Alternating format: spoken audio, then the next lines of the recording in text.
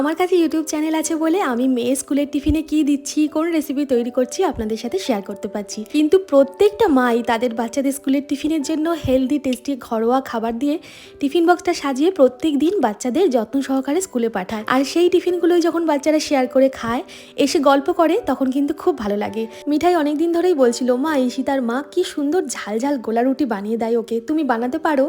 আমি তো বানাতে পারি, কিন্তু সেইভাবে কখনো বানানো হয়নি। তো আজকে আটা দিয়ে পেঁয়াজ লঙ্কা কুচি দিয়ে লবণ দিয়ে আর একটু জল দিয়ে ভালোভাবে মেখে শুকনো কড়াইতে গোলা রুটিটা আমি বানিয়ে দিলাম পাতলা করে।